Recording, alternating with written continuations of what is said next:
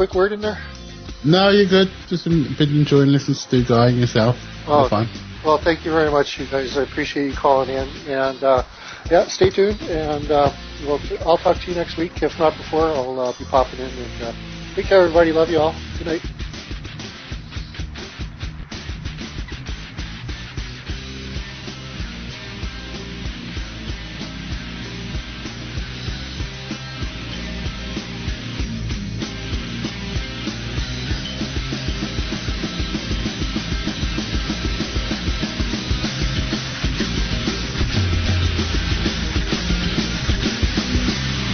Listening to Revolution Radio.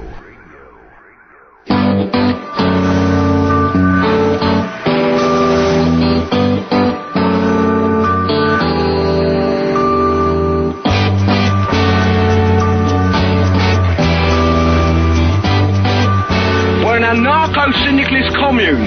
We take it in turns to act as a sort of executive officer for the week. Yes. But all the decisions of that officer have to be ratified at a special bi-weekly meeting. Yes, I see. By a simple majority in the case of purely internal affairs. Be quiet. But by a 2/3 majority in the case of more... Be quiet. I order you to be quiet. Look, you stupid bastard, you've got no arms left. Yes, I have. Look, it's just a flesh wound. I don't believe I've seen such a display of courage, skill, nerve, grace, and stupidity. I'll do you for that. Oh, what? Come here. What are you going to do, bleed on me? I'm invincible. You're a loony. The Black Knight always triumphs. Roundtable Live Monday through Friday, 1 a.m. till 4 a.m. Eastern Time. Bring your mind, bring your ideas, bring your voice. King Arthur had nothing on us here at Revolution Radio, freedomslips.com.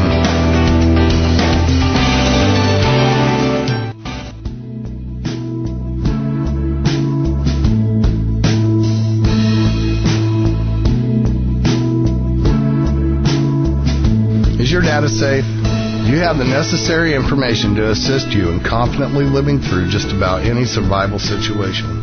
Is survival and gardening, off-grid living, medical knowledge, or even natural or man-made EMPs on your list of personal concerns? Do you have your documents and your personal information in a safe place in your hands where you know where it is? Well, check out our preloaded EMP-proof thumb drive. Over 3 gigs of survival documents and how-tos, plus the USDA offline food preservation website, and much, much more, including a surprise bonus we just can't tell you about here. With plenty of room left over to store your most important documents. Imagine if a megavirus or a computer failure took out your bank, or all the banks for that matter. Are your banking records safe in your hands? So when they get things fixed and repaired, you can say, hey, look, this is what I had. You have it. I want it back. Is your personal data safe? Family records, addresses, phone numbers? Well, squeeze on over to freedomslips.com. Yes, that's www.freedomslips.com. Click the banner on the homepage for the EMP-proof bullet drive to get the full scoop of everything that we offer. So, folks, keep your data safe for your peace of mind. Revolution Radio, freedomslips.com. You don't need to expect us. We're already here.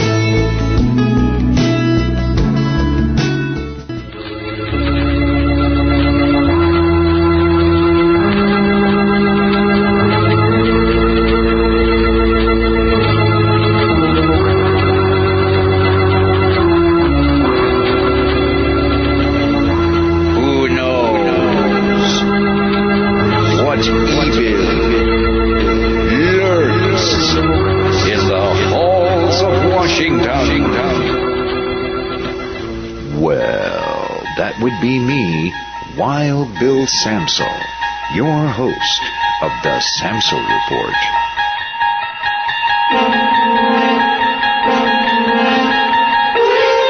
Join me for Wild Bill's Headline Roundup every Saturday night, right here on Revolution Radio.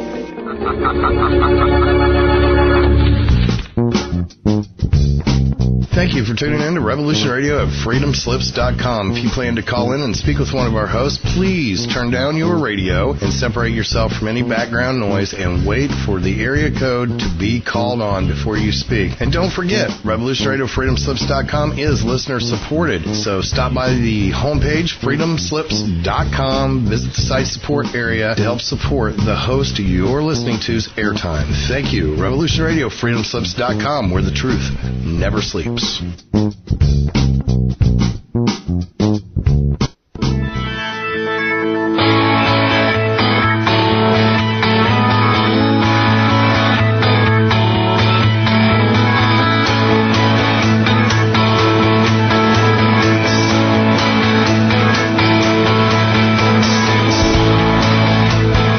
an anarcho-syndicalist commune. We take it in turns to act as a sort of executive officer for the week. Yes. But all the decisions of that officer have to be ratified at a special bi-weekly meeting. Yes, I see. By a civil majority in the case of purely internal affairs. Be quiet. But by a 2/3 majority in the case of Be more quiet. major. I order you to be quiet. Look, you stupid bastard, you've got no arms left. Yes, I have. Look. Just a flesh wound. I don't believe I've seen such a display of courage, skill, nerve, grace, stupidity. I'll do you for that. What? Come here. What are you going to do? Bleed on me? I'm invincible. You're a loony. The Black Knight always triumphs. Welcome one, welcome all, and it is that time for Roundtable Live here at Revolution Radio, freedomslips.com. Be rolling on till 4 a.m. in the morning Eastern Time. New ideas, different hosts every night, different subjects every night. You never know what's going to happen right here at the Roundtable Live. King Arthur has nothing on us. We're going around and around.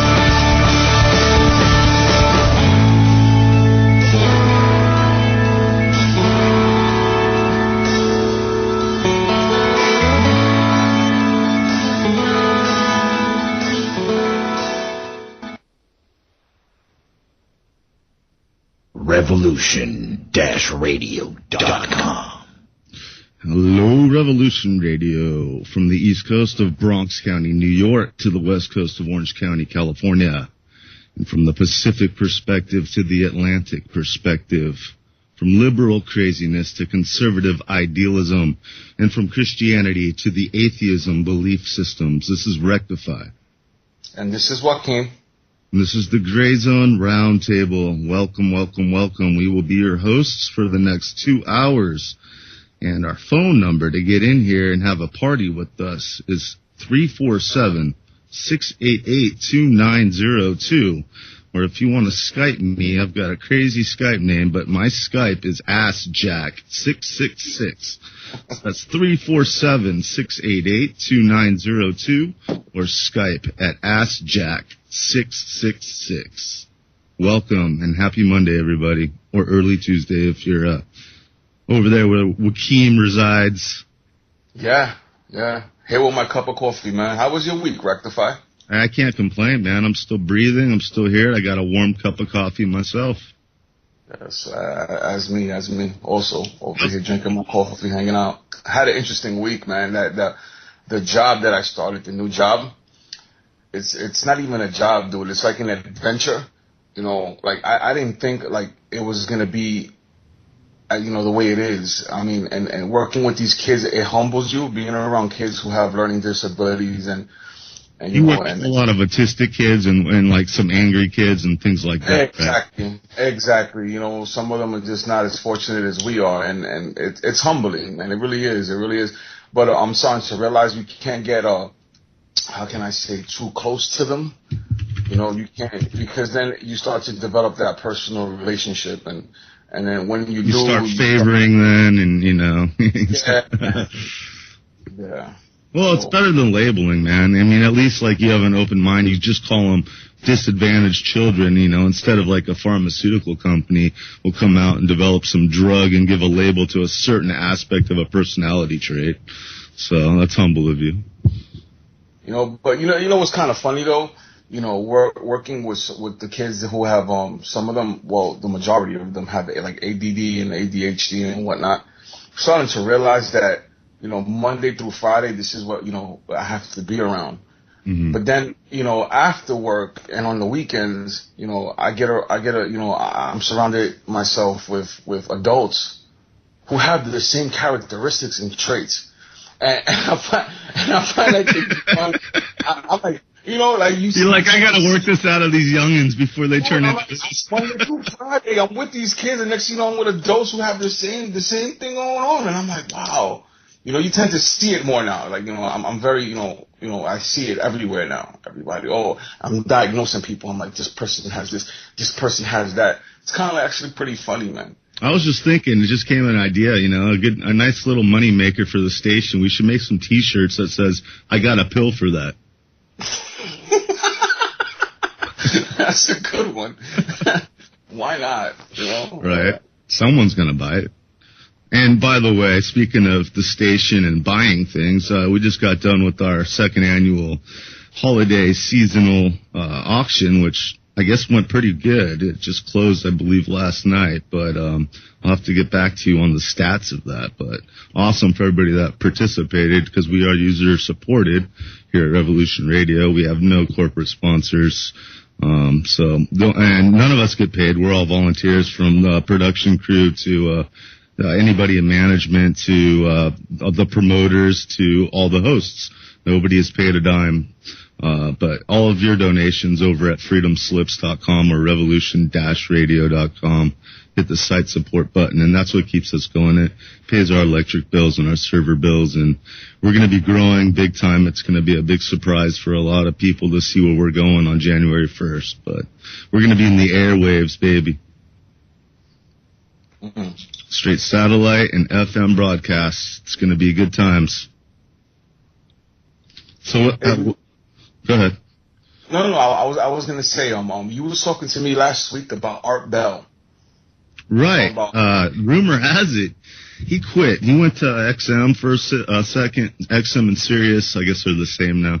I'm not sure, but he was up in the satellite for a second, and he didn't like it, or something happened. There was a conflict with his contract, and he dropped out after like only 2 weeks of broadcasting.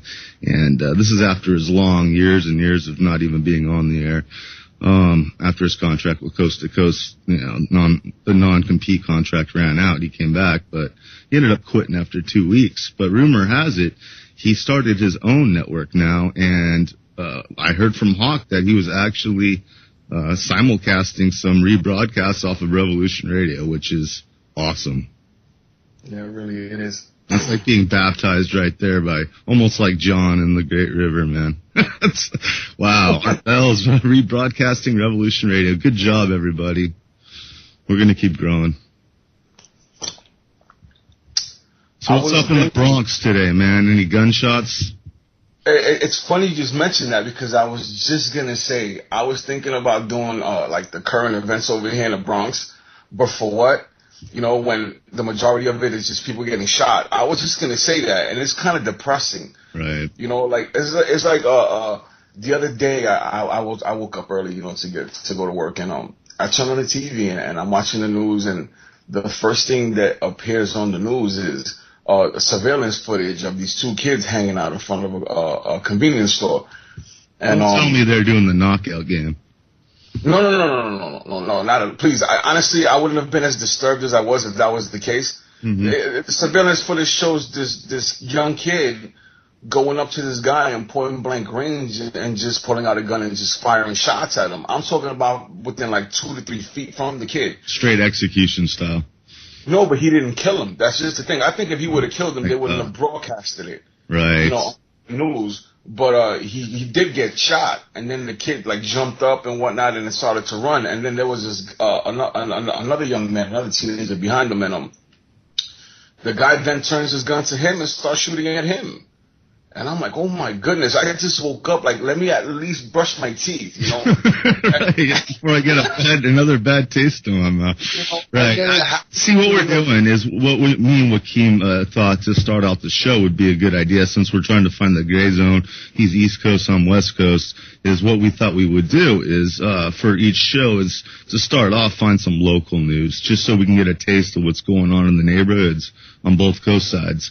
And, yeah, same thing for me. I went and looked at my local news, and it's gunshot this, murder that, and 4 people dead in a car crash, and that was about it. And I was like, okay, I'm not bringing that to the table. No, come on, we can't. It's just too depressing. I mean, that's what the news is for. You know, if it was something positive, yeah, but the majority of the time over here in the Bronx, it really isn't, you know, so, right. You know, But, you know, I guess... What was that, Rectify? Oh, I do have a couple of good stories, just like, you know, in the gray zone, somewhere in the middle, like Texas and stuff. So we'll bring some of that up later. Guns, how they're pushing the agenda, obviously. You already know they want to disarm everybody. Why? Now, just cease the ammo. I mean, come on. Why do they have to take the guns? That's like what Chris Rock said, like $5,000 a bullet. He goes, there'll be no more, like, you know, innocent bystanders. Remember when he said that? I think, what was it, Bigger and Blacker? He said, you don't got to take the guns away. What you have to do is start charging people $5,000 per bullet. And he goes, he guarantees that there will be no more innocent bystanders or random shootings. You know who's going to have all the guns, though, when that happens is going to be the ammo manufacturers. They're going to be pissed off. Wasn't there They can't do business at that rate. Come on. I was reading something not so long ago about how there was a shortage of ammunition, and that billions and billions of rounds are being bought up. The feds, yep. Government, like, even the Social Security Administration is now armed. I mean, give me a break, really? They're gonna arm TSA now too, the Total Sexual Assault Agency. Right. They're gonna arm them. You know, that's funny. You brought up an acronym. I wanted to bring up an acronym that Sean David Morton, actually, he's a host here in the daytime at Revolution Radio. But Sean David Morton came up with he didn't come up with it, I don't think, but he came across a great anagram for the Commander-in-Chief. An anagram for President Barack Obama actually comes out to an Arab-backed imposter. Imagine that. What are the chances? Well, when dealing with Obama, I think he's an agent. I mean, it's so evident, you know, his background, his parents, and his mother and her background. It was almost like he was groomed from birth to be where he's at and to do what he's doing right now. Right. His mom was CIA. That's already been. She was also like she did some softcore porn photography also back in the day. That tripped me out. I remember you telling me that. I didn't know that. That's kind of crazy, man. I think it was black on white too, so it was really, really racy. You know what I mean? Back in that time. Yeah. Interesting. Right? Very interesting. But speaking of Sir Obama, I've got a list I've actually thrown together, about 60 to 70 different lies that he's thrown on the American public, that the American public bought because all these lies were thrown at them before they voted twice. and every one of these lies is a hypocritical statement that has been made by the Commander-in-Chief. So if we have time later, we'll get into some of those and discuss them. Hopefully we'll get some haters in there that are still diehard Obama supporters, like the puppet means anything. But yeah, I love people that are disillusioned. It's good times. That's what we're here for. Rip down the curtains. Right, Toto? Absolutely. Yeah, give out the number again. We gotta get some callers. Last week was kind of weak sauce. I mean, come on, people. We used to have some roundtables that were just overflowing out of the cup. So 347-688-2902. 347-688-2902. And you can get us hopefully at Freedom Screen on Skype, and if not, my embarrassing conundrum of a duality name, Ask Jack 666 on Skype. So, moving on. Hopefully Wingman will call us in and talk about some CMEs, man. He's into that, and he's always an interesting person. When I talk to someone on Skype personally, he always has some very interesting information, and I would like to know what he's found so far. You know? Dude guy's always fun to have on, as well as the Greek and Seth Michael, and there's a bunch of regulars, Pony, Mr. Travesty. Everybody loves Travesty. But, yeah. That was a good guy. I'd say Nick, but Nick just got off. And good show, Nick. And thank you again for amending 2 hours for us. We appreciate that. We like to take it off your hands, 4 hours is a strain. I couldn't do 4 hours straight, even though I've done probably 6 hours before just on a random night, but not on a daily, not on a weekly even. Yeah, that's a challenge, man. 4 hours of nonstop just going in. That's a little too much. Especially when nobody calls. That's just messed up. It's a round table. If you have a whole bunch of callers, man, 4 hours could fly by like about 1 hour or 2 hours. It would seem like that, but. Right. So I got a couple current events going on here. Let's see what we got. A couple funny ones. Why not start with some humor, right? Well, this is not so funny, but I thought this one was kind of odd. We all know that the 16th is Nelson Mandela's funeral, right? All these world powers are going to be flying into South Africa, right? And a lot of people have said, well, that's kind of, what if they're all gathering, and that's like one of the main entrances to the tunnels underground, because that happens to be when Ison's going to be lining up right above the Earth, and lined up also with Venus to create like the triangle with the all-seeing eye being Ison, right? The pyramid. And a lot of people are speculating that they're all just gathering to go underground because there's going to be fireballs coming at us, brimstone or what have you, biblical brimstone. But what I found was interesting is about, we'll say about an hour ago, this tweet came out, and it was Mandela. That's the hashtag. Air Force One has arrived with President Obama and the U.S. delegation. Why are they arriving on the 10th? They got 6 days before this funeral. That was my question. What do you think, Joaquim? They've already arrived, man. 6 days early. Really? There's not work to be done in 6 days for this country? For this funeral? Really? You're already there? South Africa? I mean, the only thing I could think about is just preparations for the safety of, of them being there. That's about it. Because, South Africa is not like over here, obviously. So, that's about the only thing that comes to mind. But other than that, you're right. There's a lot of things that are going on over here that, who knows?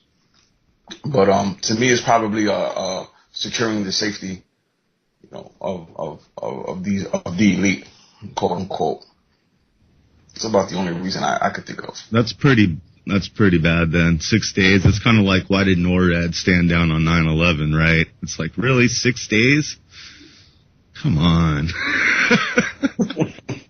I wonder what other countries' leaders are landing 6 days early in South Africa right now. That'd be an interesting thing to find out. If anybody out there has got some good detective skills on the interwebs, hit us up in chat.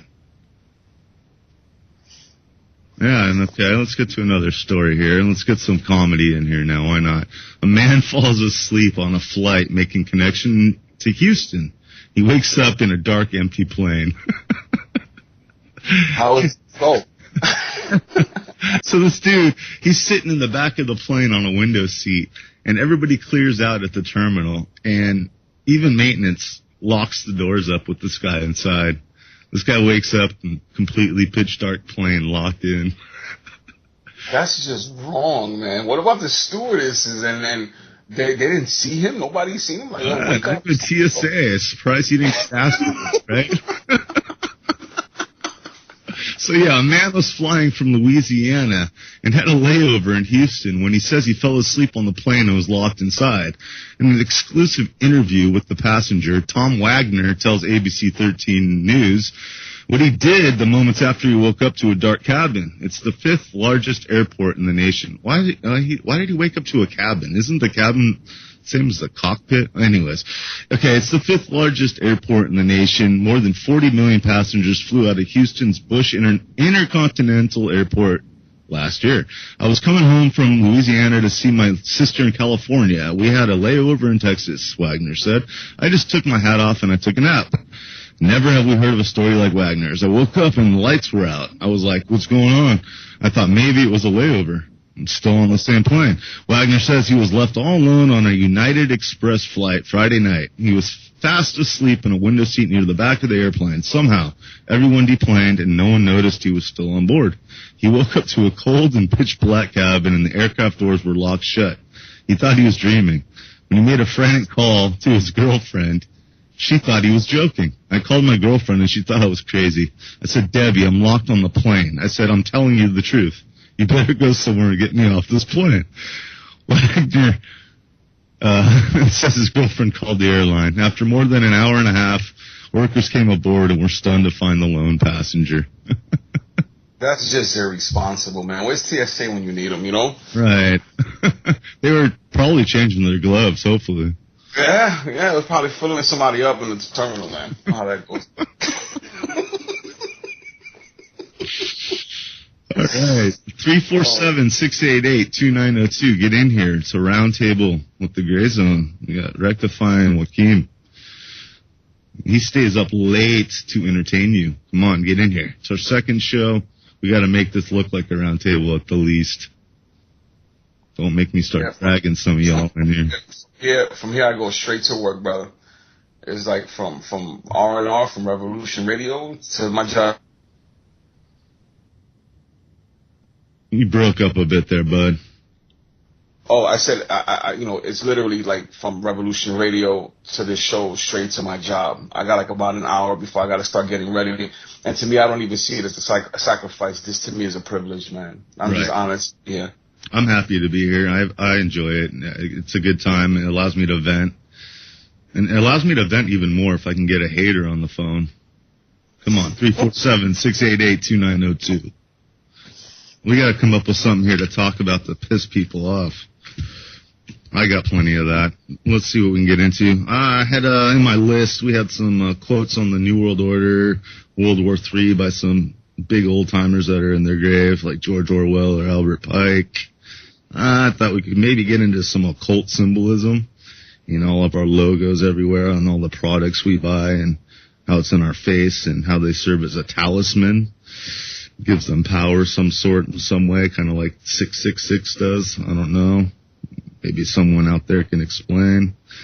And we also have the list of the Obama lies if we want to get a little political puppet. But we're still only first half of the hour, so I figure we can still just freestyle a bit. We're still fresh on the scene. Give people a piece of what we're about. So what's it like growing up in on the East Coast in the hard part of New York, man? How's Bronx?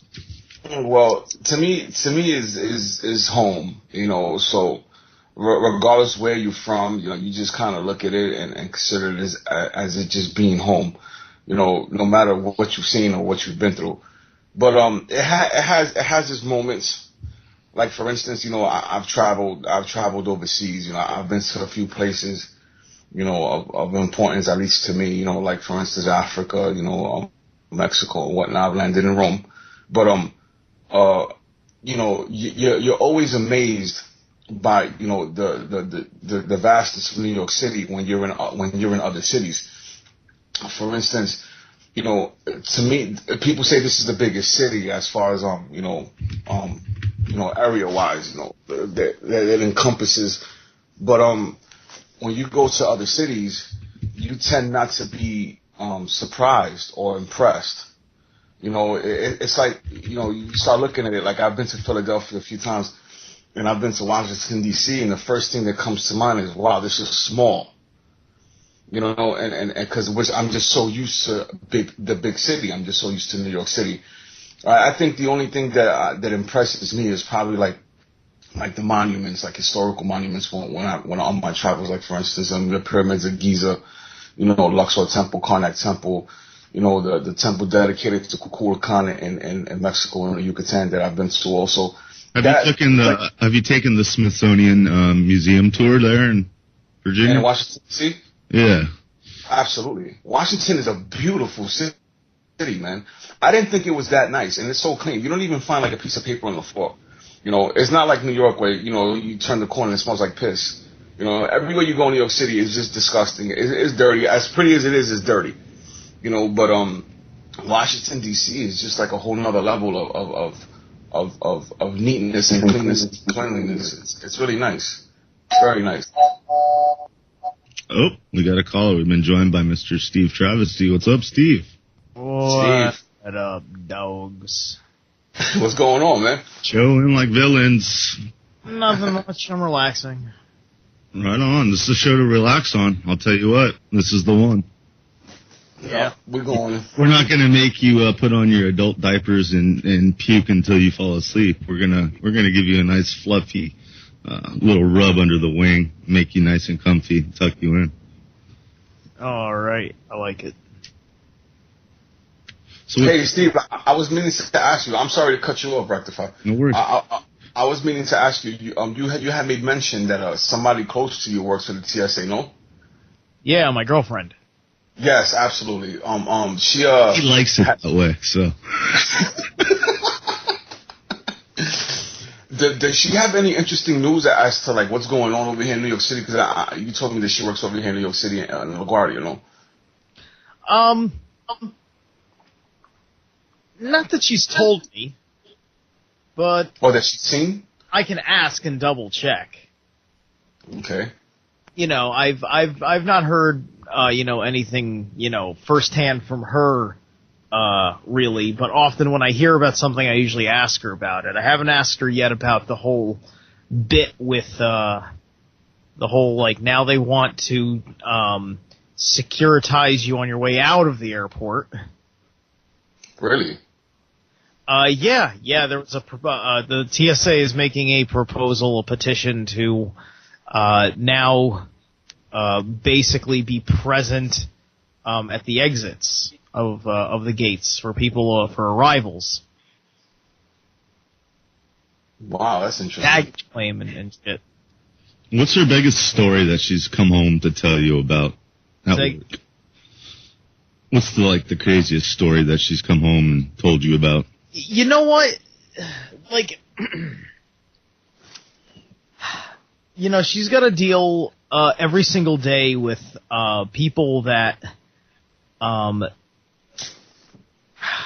there's a lot of people that make the wrong complaints with the TSA and get really, really irate about it. And would you say like a lot of disrespect right off the bat, like not mutual respect, disrespect right off the bat type of deal? Oh, right, because a lot of it is passengers that they know about what it is, and they are and they're making their grievance directly to her. People doing things, bringing stuff onto plane. Often it's an issue of what they're trying to bring on a plane. Sometimes they're bringing something on carry-on that shouldn't be on the plane at all, or at least is not supposed to be on the plane, like, with you. It's supposed to be in cargo.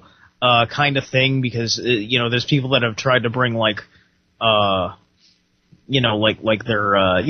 handguns on planes and other various kinds of crazy things that they can't do that are reasonable things.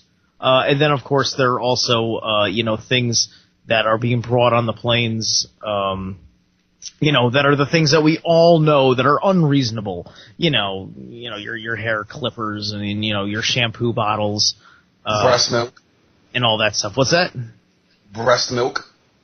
Yeah, breast milk or whatever. Because God forbid you feed your baby on your 6-hour flight. Somebody who want to feed your baby. So she doesn't talk about that all too much because she's told me about it all before, and the stories are all kind of the same. She often tells me more so about like when a celebrity comes to the airport or something. Like just last month, she went to like, I think it was like New York Comic-Con or something like that, and Norman Reedus came through the airport, so she got her picture taken with him, and that's for all of you guys who watch The Walking Dead, that's sexy redneck for you. That's Mr. Crossbow himself. Not to mention Boondock Saints. So, she'll often tell me about that stuff. I mean, like, she like when Hillary Clinton was the senator of New York, she constantly used LaGuardia as her airport, and usually, I think it's usually the same flights that were her flights. So she'd see Clinton coming through there all the time, and then towards the end, when she was becoming Secretary of State, like she said, like, her attitude changed a lot, and in just her demeanor when she was in the airport, kind of thing, especially with the way the personnel she traveled with. If she was traveling with anybody was different, so like she would notice little things like that and whatnot. But there's nothing seriously eventful, that really goes down that she talks about. What about her being armed? TSA now that they're suggesting that all of them be armed. Has she had anything to say about that? Ask the question again? No, they're talking about arming TSA. Arming the TSA. Yeah, they're gonna gat them up. I heard they're gonna get some guns. Yeah, all of them. So this is not directed to your girlfriend, but right. I'm pretty sure there's a lot of them that aren't qualified to carry guns. How does she feel about that? They'd have to go through the qualifications, just like police officers do, or private security guards or whatever. She's going to have to get firearm training. Isn't it true that the TSA agents don't have to swear any sort of constitutional oath to be like a quote-unquote officer? There's no oath. They don't have. Well, the TSA agent is, they're just, they're strictly there to for a process and a procedure. Basically, they don't have the power to arrest you. You have to call in the authorities. Well, they got more than that power. They got the power to harass you. They bypass even what a regular civilian would be arrested for. But yet they can whistle for an officer. Unfortunately, the public hasn't shown a sufficient outrage to say we don't want to have a harassment force. The public. We could even get a GMO labeled bill passed here in California. It's disgusting. People didn't even vote up. Like, yeah, we want to know if there's GMO in the food we're about to consume. That didn't even pass. I mean, come on. Though, which was a pleasant surprise. Connecticut screwed up. It's just like we went for the most Gestapo gun control law, which I believe is effectively ineffective, because I have not heard about any kind of gun wrangling happening, and I think ultimately what happened is that the law was so criminal in its own nature that it fell apart under its own weight, and so although it's on the books, there's absolutely no tool of enforcement because of how extremely unconstitutional that it is on its face. So like we did things like that, but then we also sat there and said, hey, weed can be an infraction, and we're going to let you know if there's GMO in your pasta. So I'm just like,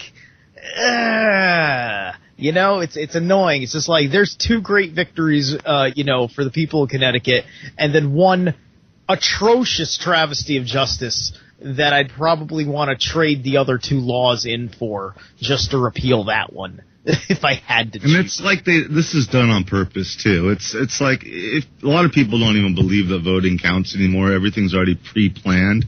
So it would make sense to make like two insignificant passes occur for the public's eye to obtain, and to view, while the major one doesn't pass, and that kind of mitigates and balances public reaction and keeps everybody apathetic. Well, right. I said this I said this before. I don't know if I said it on the air before, but it's just like right now. The reason why, the drive that motivates policy creators, administrations, to pass the laws and to execute the laws in the way that they do, is not based on an adherence to people's rights and freedoms, but is more to be an adherence to people's security and way of life. You could basically get away with murder in almost any nation as long as the murder was not committed directly on the majority of the people. So it's all about that delicate limit, and that's basically how the social contract has changed. And the social contract changes based on the influence on our culture that is created. So, that's why, that's why they need everybody to be persuaded by television. And television can be fun and all that, even if it's absolutely horrible. But, it's just like the television doesn't have any actual control.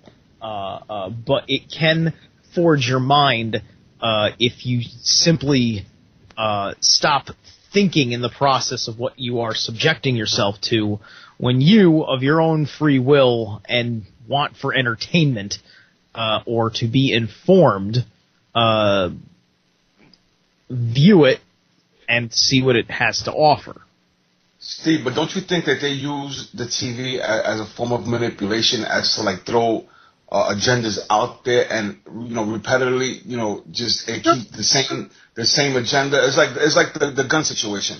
Everything you see on TV now is guns. Somebody dying, somebody shooting, Sandy Hook, the Navy Yard shooting, and they use that to their benefit. Well, no, they and of course they do, and it's not to say that there isn't a degree of truth to some of those portrayals, but at the same time, they want us to believe that by and large, human nature is conducive to these situations. Therefore, our rights, our freedoms, and our liberties in respects to these things are in error, and we must come back to control. And it's anything to make the people feel that there's a major problem with society. It's a breakdown of the family unit all around. It's basically, don't trust anybody, you're on your own, trust us, we're your new God, and they do it through fear. Everybody's out to get you. We're the ones that you can trust. Give us a call. See something, say something. Like they don't tell you that during the raids in Libya that there were drone attacks to target one specific enemy, took out about 30 to 40 civilians. They won't tell you that on TV, but they'll tell you that some kid ran into a school and shot about 3 kids. That's okay to put on TV. That's if it's a white kid that did it. If it's a black kid that did it, you're not going to even hear about it. Yeah, absolutely. You're right. I'm just stating facts, No, it's the truth. That's the truth. Yeah. It's the sad truth. Well, but the other thing that makes it unfortunate, and there are serious issues that we certainly don't shy away from, and we do understand when it comes to why it is because there is, like you were talking about it at the beginning of the show, Joaquim, before I logged on, about it's depressing because everything is like somebody just straight up got shot, gangland style, or whatever. And they've made what they've done to to the inner cities. Places like the Bronx and parts of the Bronx, parts of Brooklyn, things like that, is the same thing that they are doing to our schools, which is to make them depressing places that are unsafe, and it's just causing a cesspool of serious trouble, of serious problems, and and because that's become so typical, with such a high population, that the shock factor is completely gone. Whereas when it happens in areas that are not those kinds of areas, if you understand what I'm trying to say, places like Columbine, places like Sandy Hook, so on and so forth, where it's where you've got these strong family units, and there isn't like a violent crime rate in the area, so on and so forth. It does become shocking because people in that lifestyle and the local media of that place, it's just like that's never happened here before, and so that's shock, it's trauma, and then it sets a new precedent. But the big difference still is when it happens in those places is that when it happens in those places, it's still an exception. It's not the rule. There isn't a rise in violent tendencies in the culture of those places. So in effect, there is no need to create a change in policy, to create new laws. There just is no need for it. There's a need to look at how we can do things better personally, and it's much more about us personally looking at ourselves and the mistakes that we made. But there's no law on earth that's going to be able to stop that level of tragedy. There's no policy enforcing that could stop that level of tragedy. Whereas in the urban centers, where society has shifted that way and has sadly become more barbaric, where there is a greater impetus for fear because people have less hope, and thus they go and they take more morally corrupt paths in life. They go for the street life, so on and so forth, because they don't have much of a choice in the matter. Then there is a place, unfortunately, for these things, and that is why stop and frisk had become policy, and everything else. And it's a terrible situation, and what's unfortunate that even I have to agree with is that yes, there needs to be a protection of freedoms, but as long as we are in this state of affairs, it doesn't make sense to let the enemies at the gates, and we need to move back into a direction that fixes the social situation, that puts more money back into these communities so that they have better lives, that we get better educations and better learnings, and that people, and better happiness and things like that. And these crime rates will naturally go down, not because the long arm of the law scared them into it, which is not a way to advance society, but because we made a proactive choice to make those places better. I'm in the Bronx often. I live over here in the southern tip of Connecticut. My band that I'm in practices right outside of the Bronx, and everybody in the band except for me is from the Bronx. The last band I was in was from the Bronx. My girlfriend has does business in the Bronx from time to time. Like she's got she keeps some of her stuff in a storage unit over there. And so there's a lot of places in the Bronx that are not that big of a freaking deal. How do you feel? I heard you live in a nice... I've been on the Grand Concourse more than the average white guy, and usually I'm pretty okay with it. Well, you got long hair and piercings and tats and stuff, though, so, it gives you an edge.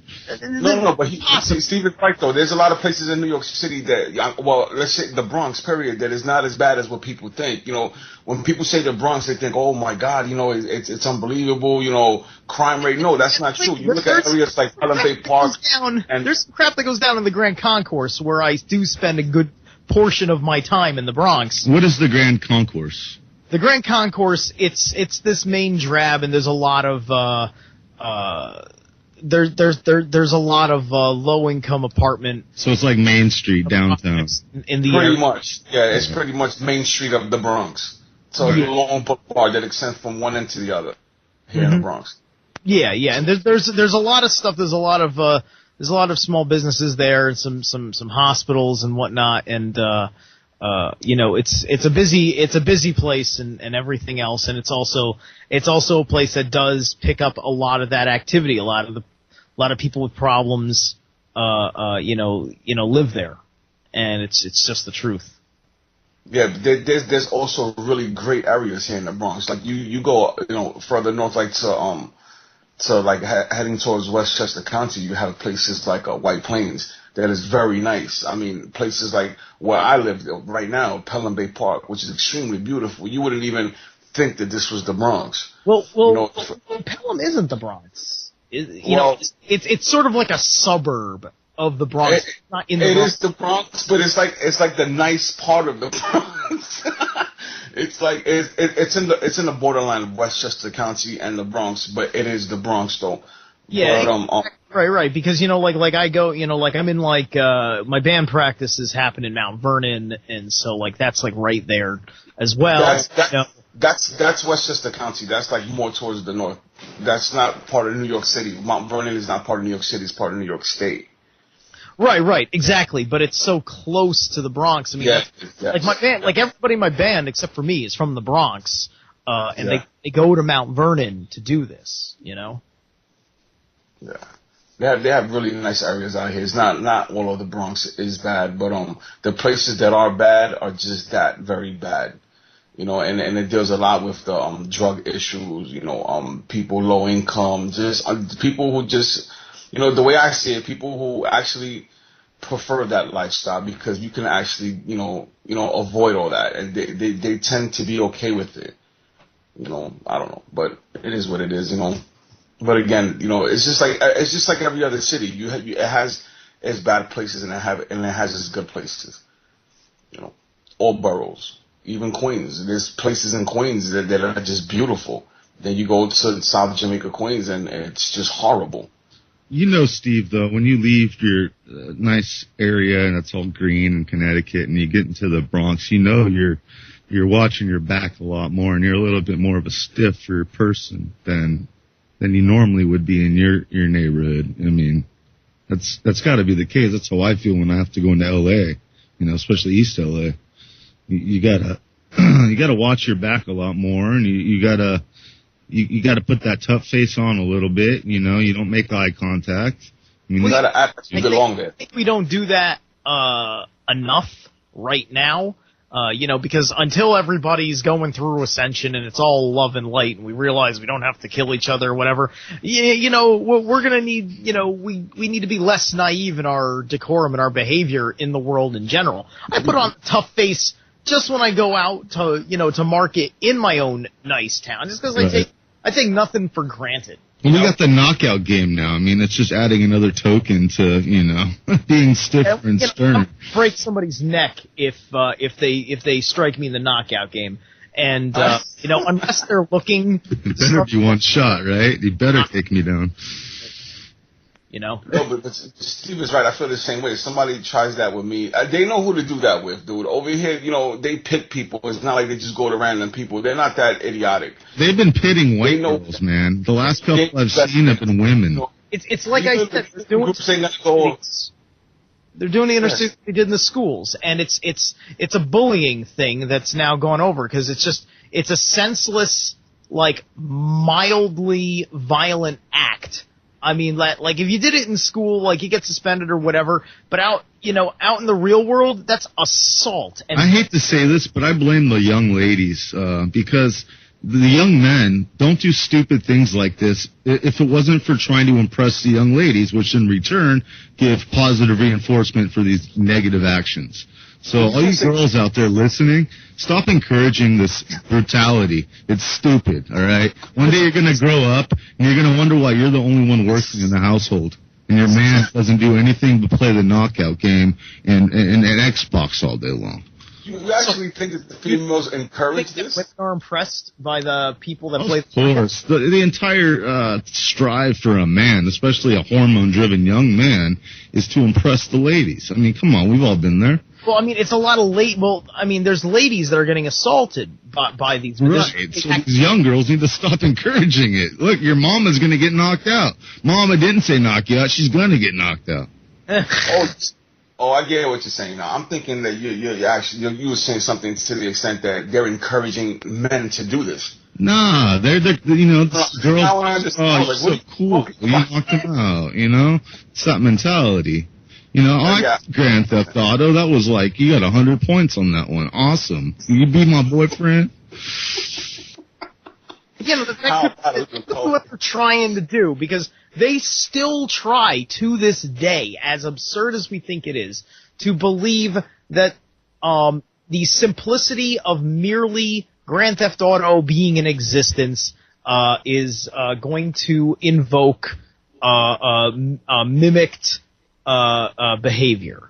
You got to admit, since first-person shooters like the days of Doom and Castle Wolfenstein, all the way up to today's Call of Duty and all that good stuff, Battlefield, you don't think these kids have become great military assets because of a lot of these games they grew up with? Of course they have. Yeah, but you know what? Call of Duty sales are still going up, and enlistment in the U.S. Armed Forces is at an all-time level. So they're going to have to institute the draft if they're going to want to use those assets. And you took the words right out of my mouth. I said sooner or later we're going to have a draft. We're going to go into that whole draft bit again.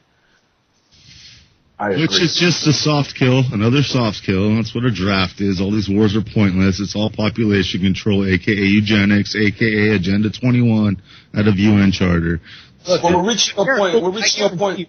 Well, I think the main reason why the draft was ended and why in reality it will never come back other than just as an excuse to round people up for genocide, if you will, because there's no way that they're going to just be able to pick out of a hat random young person in America and just turn them into a fighter just because they said accept the draft or else.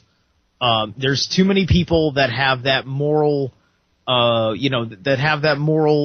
either afraid of going to war so much that they'd rather sit in jail on treason charges or something, or they are so morally objectional to participating in the banker wars because of the wake up that we've gone through. Just like there's no level in which this participation works.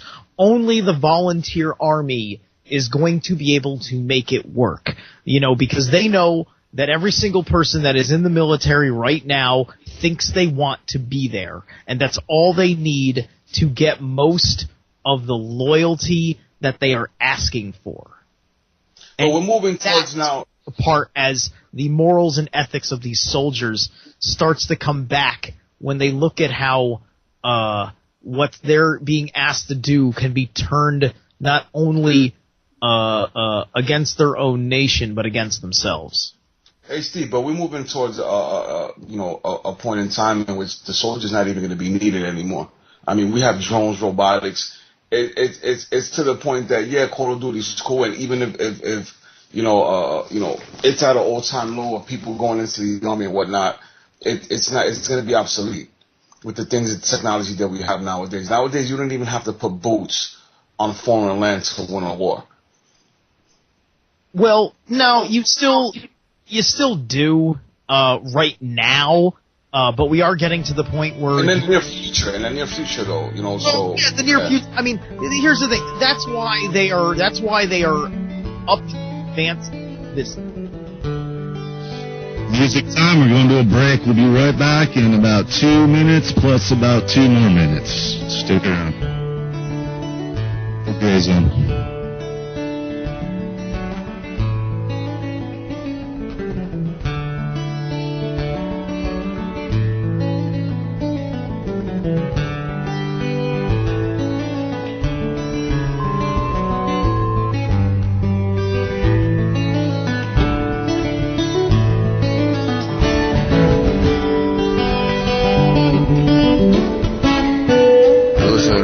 Radio at freedomslips.com, and we'll be right back after this message.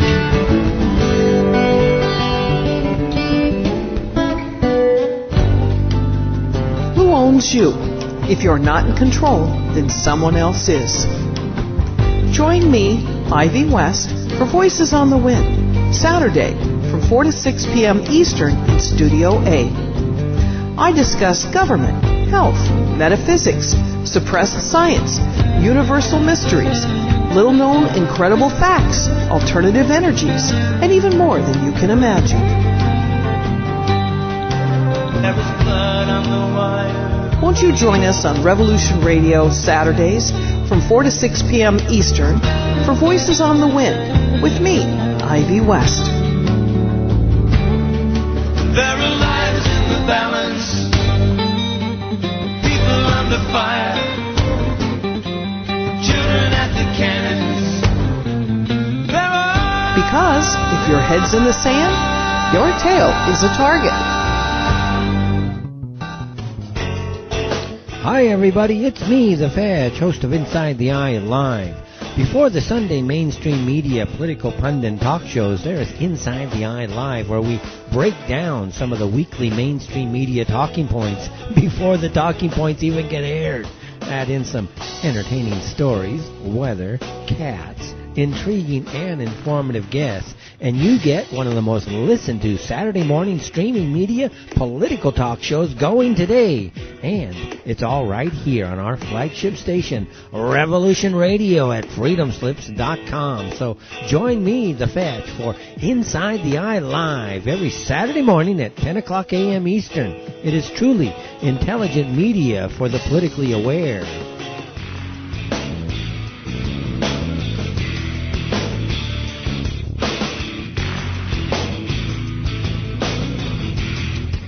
Gentlemen, this is a test.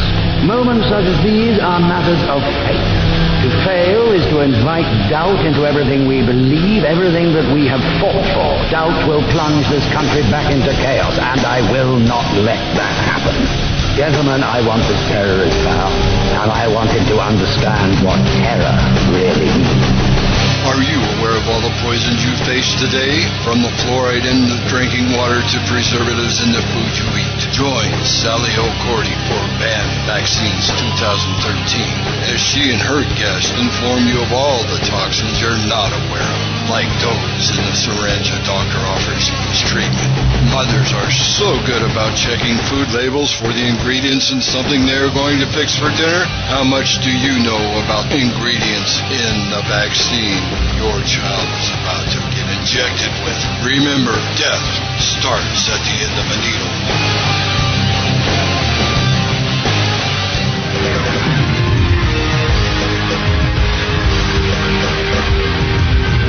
I have worked with the CIA, NSA, Templars, and Bilderbergers. Now I work for you. My show will disclose secrets of science and esoteric knowledge. Join me, Stephen D. Kelly, for 2 hours every Thursday night at 10 o'clock Eastern Time on freedomslips.com, Revolution Radio, Studio A. You can also listen to previous shows by going to youtube.com/Free Revolution Radio.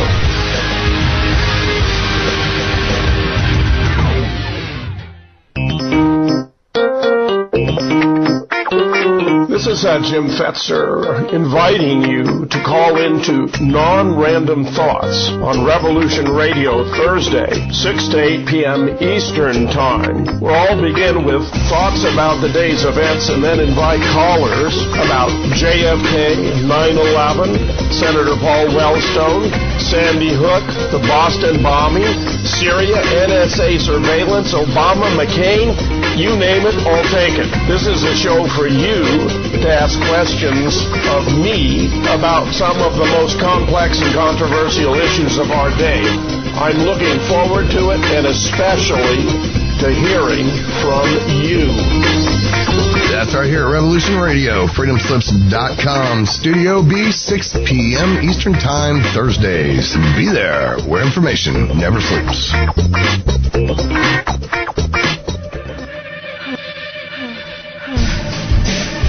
Anti-aircraft guns went into action against unidentified aircraft in the Los Angeles area shortly after 3 a.m. Pacific Wartime this morning.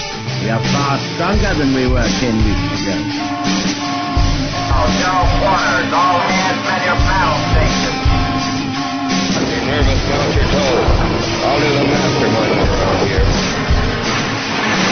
But you who have not seen it do not know what hell looks like from the top. Well, check it out every Tuesday and Saturday on Revolution Radio.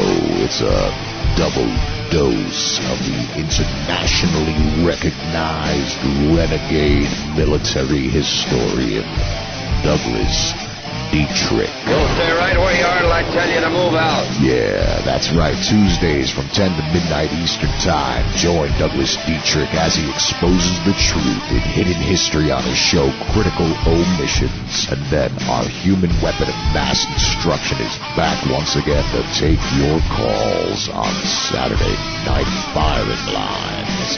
Both from 10 to 12 p.m. Eastern Time.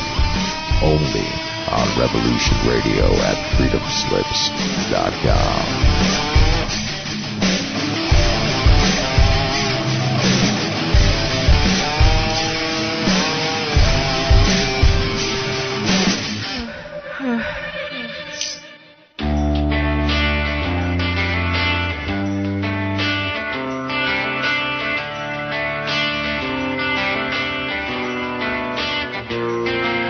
This is Thomas, a.k.a. a Mad Painter. I'd like you to join me Monday nights, 10 p.m. Eastern Standard Time for Open Canvas. Don't forget to bring an open mind. Yes, folks, that's right. Bring an open mind to an open canvas. Again, that is Monday nights, 10 p.m. Eastern. UFOs to government corruption. This is Revolution Radio, freedomslips.com. You don't need to expect us. We're already here.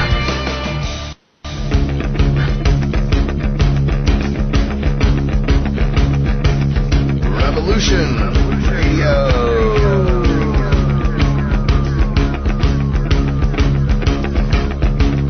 You're listening to Revolution Radio, freedomslips.com, 100% listener-supported radio, and now we return you to your host.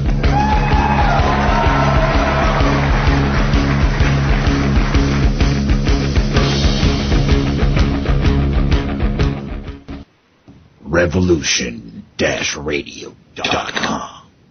Welcome back to the Gray Zone Roundtable. This is R3ctify. And this is Joaquim. We're joined with Mr. Steve Travesty, our nighttime manager.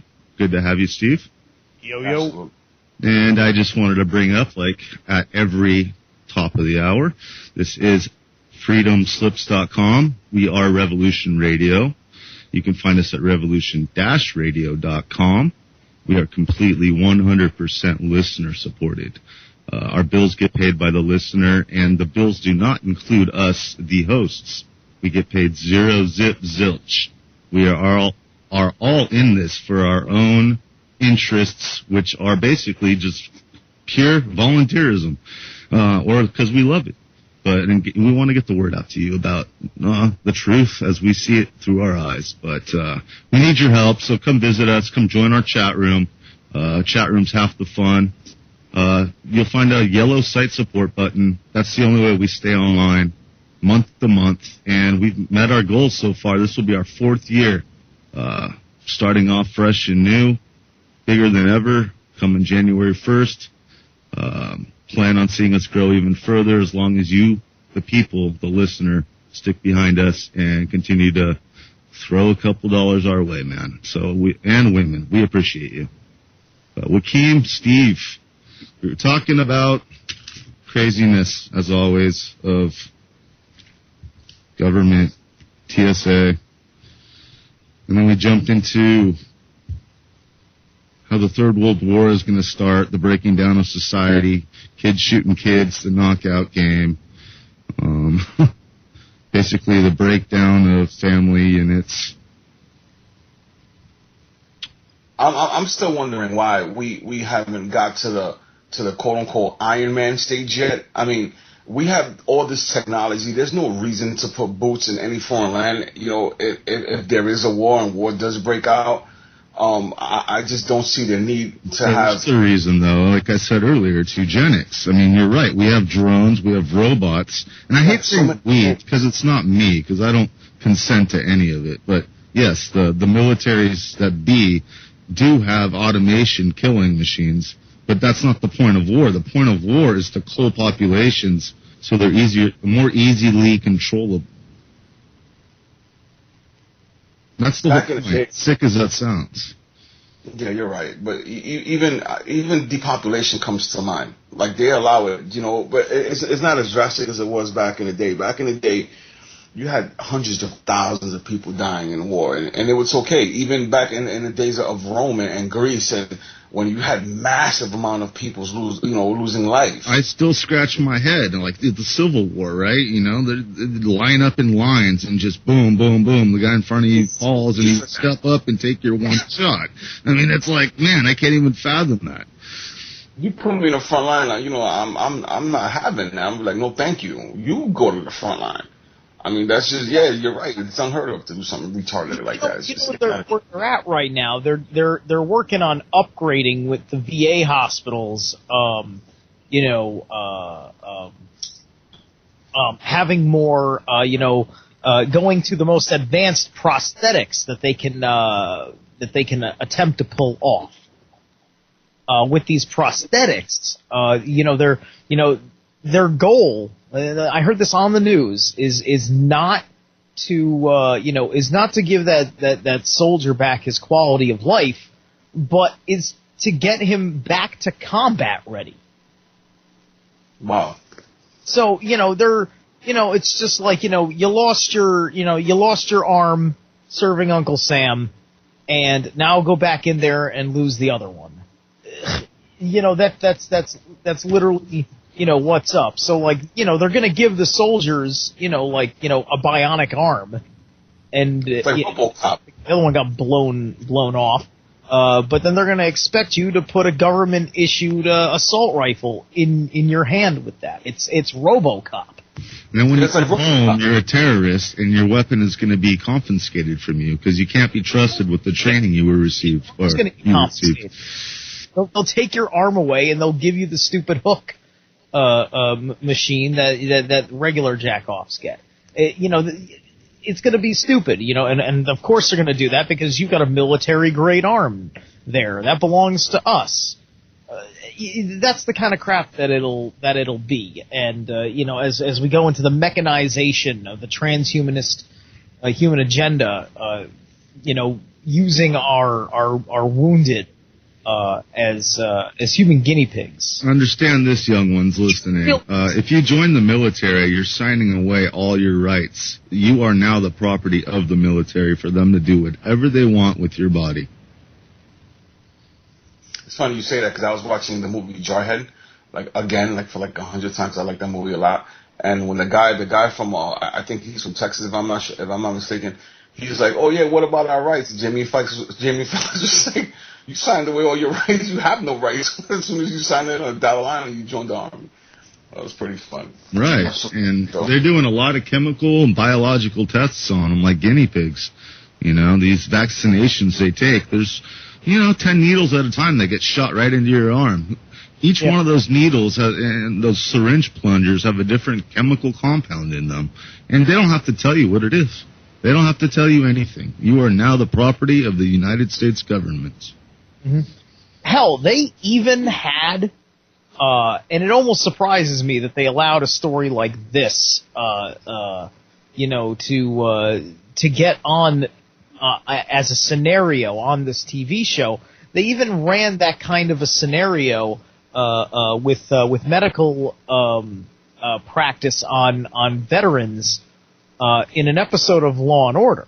I think it was a special victims unit episode, and it was so you had the New York DA versus the Department of Defense for that episode, because something happened with a cop that used to be like an Army or Marine or something, and then they find out that he was on some sort of I think it was like a PTSD medication or something like that, and so there was all sorts of weird stuff going on. Of course, there was some sort of murder that it was related to, like I think where that cop had murdered somebody or his partner did or some weird thing.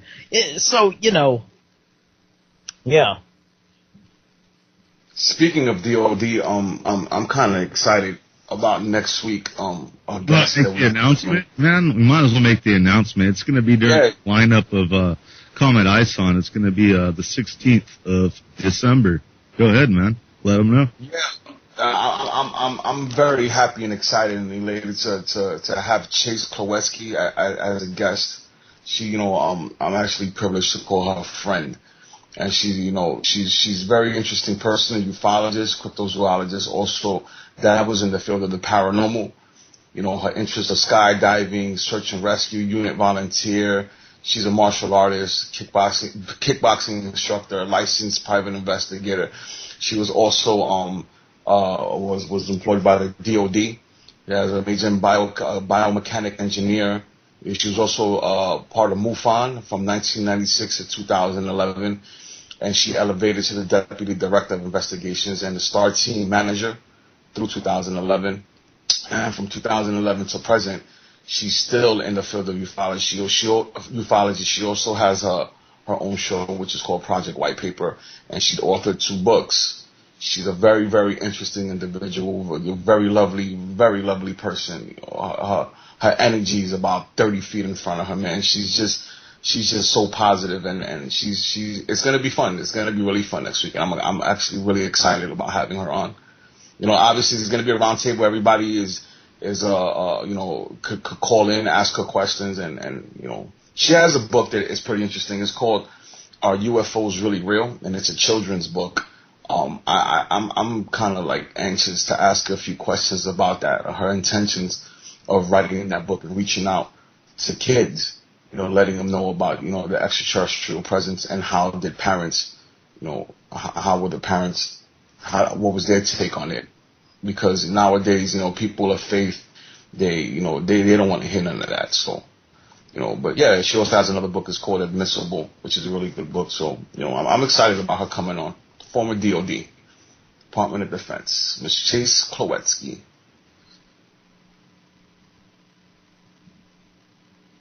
That should be a great time, and it is a round table, so anybody is invited to sit around and ask questions, as is now. Get in here, anything on your mind. The topic doesn't matter. Change the topic at will. You have something on your mind, call us up, 347-688-2902, 347-688-2902. Talk about anything on these roundtables. That's what the late nights are for. We don't have many of the FCC listening to us. We can get away with a little bit. We just can't curse much, but we can get into some topics. So, you got something to say? Give us a call. But yeah, I was going to read a snippet here from Albert Pike about his vision of World War III. I'm going to save it if we don't want to get into another subject, because it's a little bit crazy. But shoot for it. All right, here we go. He says, this is Albert Pike back in the day. It says, the Third World War must be fomented by taking advantage of the differences caused by the agentur of the Illuminati between political Zionists and the leaders of the Islamic world. The war must be conducted in such a way that Islam, the mostly Arabic world, and political Zionism, the state of Israel, mutually destroy each other. Meanwhile, the other nations, once more divided on this issue, will be constrained to fight to the point of complete physical, moral, spiritual, and economical exhaustion. We shall unleash the nihilists and the atheists, and we shall provoke a formidable society societal cataclysm, which in all its horror will show clearly to the nations the effect of the absolute atheism, origin of savagery, and of the most bloody turmoil. And everywhere, the citizens obliged to defend themselves against the world minority of revolutionaries will exterminate those destroyers of civilization, and the multitude, disillusioned with Christianity, whose deistic spirits will from that moment be without compass or direction, anxious for an ideal, but without knowing where to render its adoration, will receive the true light through the universal manifestation of the pure doctrine of Lucifer, brought finally out into the public view. This manifestation will result from the general reactionary movement which will follow the destruction of Christianity and atheism, both conquered and exterminated at the same time. That's super interesting. This brings up exactly what I was talking about last week. You remember Rectify when I was talking about the fall of Christianity and how it was all planned? Right. It was just basically all planned. Now, like all religions seem that way. It was just exactly. form. Exactly. You have Israel. You have Israel. You know, I've always said they're like the instigators. You know, of wars. They'll cast the first stone and then run behind America and hide while we do the dirty work. Well, you know, the saying of Israel's secret service, basically their intelligence agency, the Mossad. You know what their slogan is through deception we shall create war. Oh, absolutely, absolutely. And that what you just said brings up another interesting quote from Pope Pius X. He said, and he wrote the following in 1937. He said, "Communism has behind it occult forces which for a long time have been working for the overthrow of the Christian social order." And I find that interesting, being that was in 1937. Right. So it's thousands of years this has been going on. Yeah, this has been planned for a very, very long time. Like, in layman's terms, like I told people, and I've been saying it for years, you know, and I don't mean to offend anybody who has, you know, a faith or any Christians, but they fed them crap, and with that crap, they're gonna kill them with it. It's more like it was a whole plan to deceive the people and just rid the world of religion, because this is gonna usher in the New World Order, and this has been planned. This is the whole agenda from the beginning. So people who actually believe this, you know, in Christianity or Islam or whatever the case may be, are in for a big surprise. Are in for a very, very big surprise. Yeah, it's something that's going to have something to do with the grand illusion. Okay, and I think we're living the grand illusion, and the apocalypse is the unveiling of that grand illusion, and that's the time we're living in right now. Where we have the internet, you know, everything is connected. All the information you want is at your fingertips. I mean, there's all kinds of deception, but there's also good information. And therefore, the veils have to be taken off, and we're going to see the man behind the curtain. And that's slowly happening. I wish it was happening quicker so we can get it over with already, you know, because I know it gets darkest before the light comes. But, yeah, I think we are in the apocalypse. And a lot of people mistake the apocalypse for Armageddon. You know, the apocalypse just simply means the unveiling, you know. The truth will come out, the showing of all the lies, you know, the illusion falls. Armageddon is the final war, the spiritual war between the principalities. Over. Oh, absolutely, absolutely. I find it ironic that we actually went through a new world order already. If you really look at it, if you look at our history, what's happening now has happened before. If you go as far back as to the days when the Inquisition came to this side of the planet, which was in the 1500s, and they made Puerto Rico their which was called San Juan at the time to them. They made the Inquisition made Puerto Rico its headquarters for this side of the world. The first black Dominican Republic, actually. Was it? It was the Dominican Republic. I was actually just watching a a professor's lecture on DVD about the Inquisition. I'm doing some research. Same piece of land, though, so maybe it was one at the time. Actually, at the time, the Greater Antilles was it was pretty much all considered one, because the Greater Antilles, which was Cuba, the Dominican Republic, and Puerto Rico, were at war with the Lesser Antilles. We were at war with our own people. So it's pretty much almost the same thing. But I was under the impression it was Puerto Rico, and But if you say it was the Dominican Republic, hey, it could be. I'm not arguing that at all. But the new world order, it happened before. They brought a whole new religion and way of life to this side of the world, committed genocide in the name of that belief. You're saying like the first step in the ultimate of the New World Order already happened? Or? I'm saying just in itself bringing a whole new system to the world. Christianity was part of the New World Order that's happening. It's not like we overthrew them and started over since then. It was like a slice of the onion. In a sense we did, because the people on this side of the planet already had their beliefs. You see what I'm saying? And right now, like you look at it this way, Rectify. Right now, you have people who are Christians, and the whole point of the New World Order is to rid the planet of religion, and to usher in a new belief. And by doing this, genocide is going to be committed, which is happening right now, so on and so forth. This happened before, but the last time it happened, it was with religion. Like the Crusades, right? Exactly. They came over here and they started committing genocide and gave everybody a brand new belief system. So a new world order pretty much did happen a long time ago, and the people who are a part of that and through that chaotic stage, that chaotic transitions, were the natives. Now we're in the middle of that chaotic transition, but the outcome of it back in those days was what we have now. Some people consider the United States to be the greatest nation on the planet, but it had to go through a chaotic transition. I feel like a farm animal. It's like I was raised in a cage that I didn't know about. It was I called it Disneyland, right? And I ran around in the 80s and the 90s having a great time. Everything was great. And then, Y2K came, and then, 9/11 came. And since then, you start realizing you're in a cage, and that you're just you were being just fattened, in those good years, those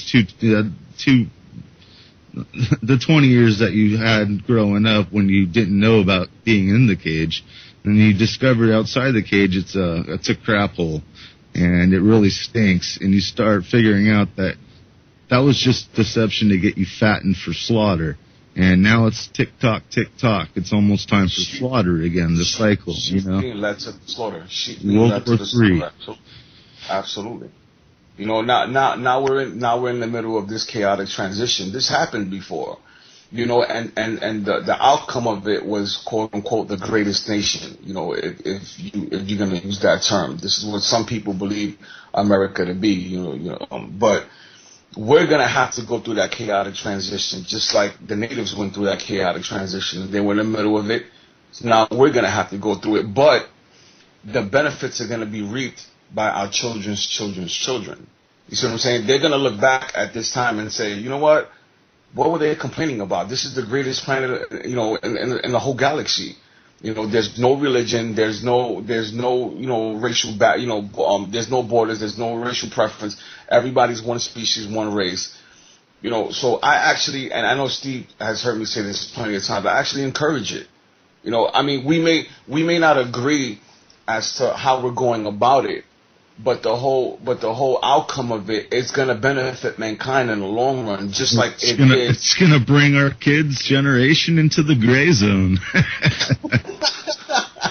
Pretty much, So I'm all for it. It saddens me that we're living through it, but then at the same time, we're not even like halfway in it.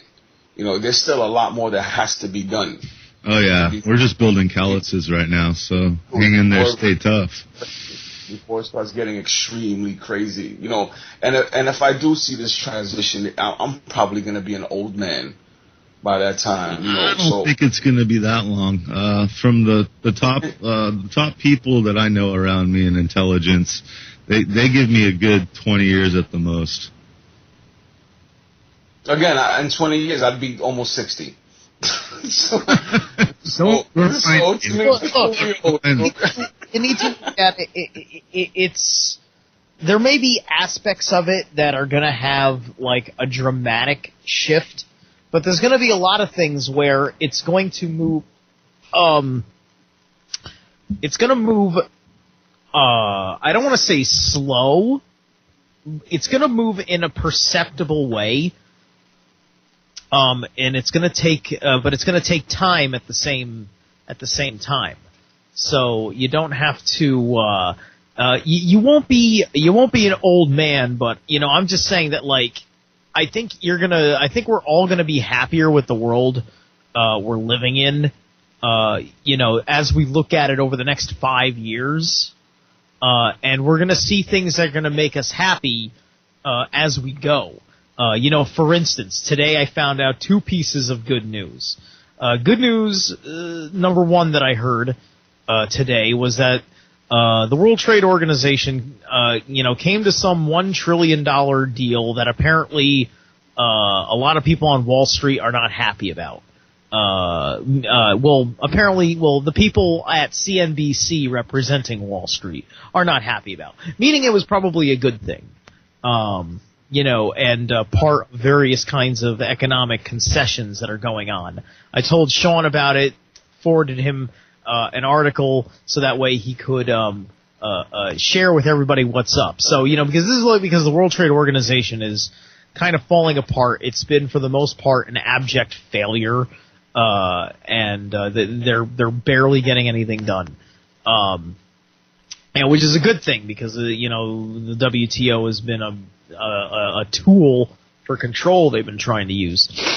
And then the other thing is that that any hope of an immigration reform bill has been destroyed in Congress. So we're not going to see this next step in horribly changing the face of the American. Well, not yet, but he's still got another couple years. I mean, for all we know, he's going to take away his term limit even and go as a...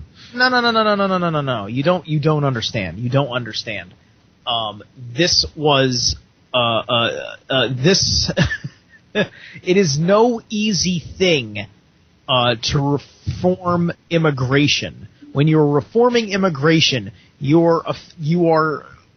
what you're actually doing is you are completely redefining the meaning of being an American.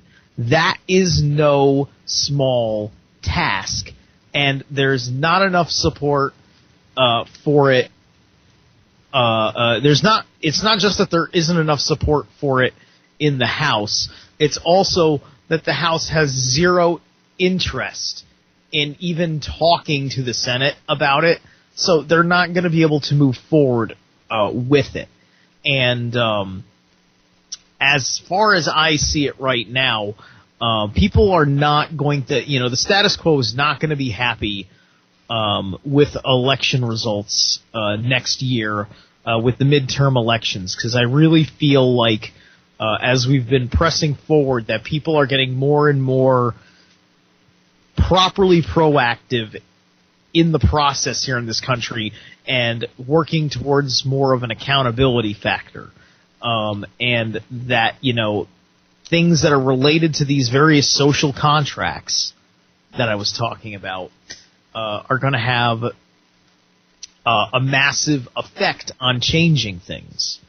Just like it was necessary that there was a change in the manner in which police behave themselves in New York City, which is what brought about the election of this de Blasio guy who, I'm not saying he's going to be a good guy, but I'm just saying that the precedent was that, they vote, New York voted for him almost entirely because of a want and a desire to end the stop and frisk policy, at least in the nature in which it is being abused. Do you think if Obama had a choice to change his policies for the American people, he would do so? Or do you think he's basically No, I held in duress. I don't think he's competent enough to to know what to do with that choice.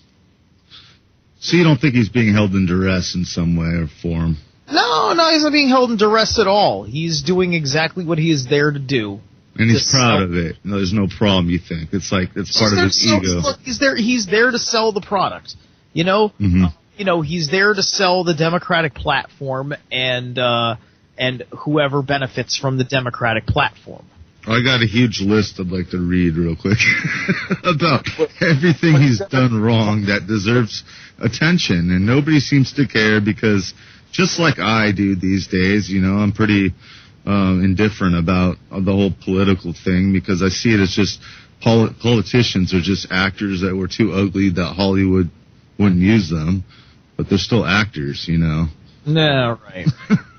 I've got a long list if we have time, but go ahead.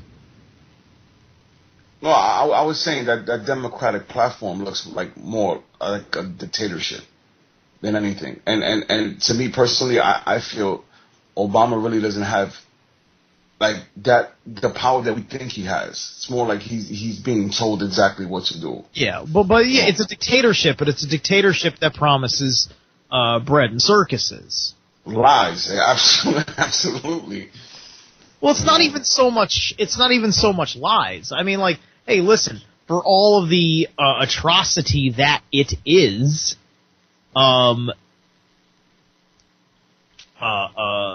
Obamacare was a promise that Obama made. He talked about wanting to, reform our health care, and that was one thing that he got done, to the nation's detriment, but got it done. But we didn't read the fine print. I know we didn't read at all. We didn't read the bold print. But you know what I'm talking about. There was fine print and that whole thing that wasn't being explained to the public. Of, the repercussions of Obamacare. We've been joined by another favorite here at Revolution Radio, Dude Guy. What's up, Dude Guy? How you doing, man? Hey, Rectify. Hey, Dude Guy. Hey, Joaquim. Steve, having a spirited political debate, that is, it's almost idealistic at this point. I guess I appreciate your candor in, to me, believing that the elections are a reflection of the public will is a bit of a stretch at this point in the light of what we know about voting machines and such, and polling data, how it's collected by Voter News Service. When I learned about the Electoral College and how that worked, I was over the system right there. Well, the Electoral College is a vestigial remnant of the days before electricity and rapid transportation. Right. Let's remember. Coaches. I know, yeah, right? It took a long time to assemble to get to Washington. I mean, part of the reasons that nations used to have capitals is for that very reason, is because everyone had to come together in a place so they could communicate. There was no phones. You know what I mean? They had to exchange their plans. We have the international superhighway, the interwebs.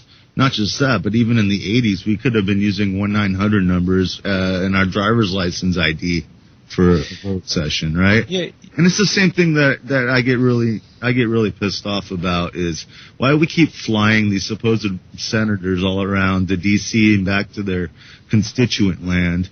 Well, that's where the lobbyists are. Jets, right? Good restaurants. Well, they're taking the taxpayer money to fuel these huge 747s just to fly their pompous ass across the country every. Well, mostly they're taking private jets that are paid for by lobbyists and corporations that they really work for. What I'm saying, my point being, is why aren't they using the technology like Skype? I mean, and just putting it transparently on TV, on C-SPAN. Rectify that. They use Skype to talk to their mistresses. Let's be practical. You got to think for a second. Look, we still need to be physically present. Like, I don't care what you say. I am not going to trust Oh, a bunch of people on Skype conference today passed comprehensive gun control. No, I don't want video can be on their eyes so we can Wait a see minute. their intent. We are already trusting electronic voting machines. I mean, you're going to rely on the Well, you're saying that your mayor was elected and all these different people are elected. I mean, Congress has an approval rating of below 10%, and that's what they're actually reporting in the media.